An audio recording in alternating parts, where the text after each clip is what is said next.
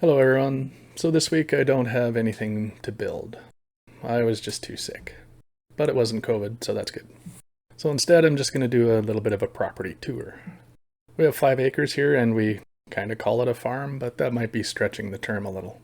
We have some chickens, some apple trees, and a vegetable garden, but we don't do much actual farming. We'll start over here in what we call the orchard. We call it that because it has 3 apple trees in it. It also has this pergola that I made for our wedding. Yep, we were married right here in the yard. This side of the property borders a park, so we have lots of woodland nearby, and no neighbors on this side. This year our apple trees have kind of suffered because we had such a hot, dry summer.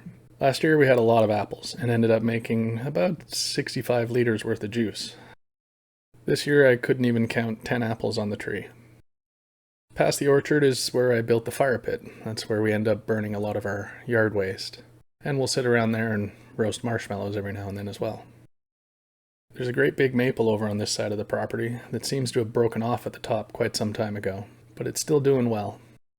From the fire pit, you can see the chicken coop and the pen where the chickens are all kept. The whole fence around that I think is going to need some work one of these days pretty soon. We also have a greenhouse where we can get our plants started early in the spring. Continuing on over this side is where we've been keeping bees, and unfortunately we haven't had good luck with our bees and have lost pretty much every one we've gotten. I think we're pretty much going to be done with bees since they don't seem to want to live here.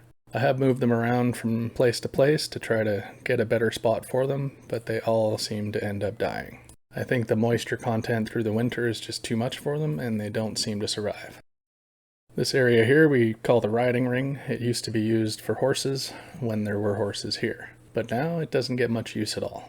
And neither does this whole area over here that we almost never even go to. Part of the riding ring is used for these raised beds that I built a little while back. We do have to keep a fence around it, otherwise the deer will eat everything. I do hope to add a few more of these in the future. Down here in the front field is most of the year is basically just a swamp. It gets really wet and it's only dry for a couple of months of the year. And the house is in the middle of all that. Right next to the house is one of the biggest and healthiest arbutus trees I've ever personally seen. It being so close to the house isn't great because it sheds leaves and bark all over the place all the time, as well as once a year it drops all its little sticky seeds everywhere. But it really is a nice tree.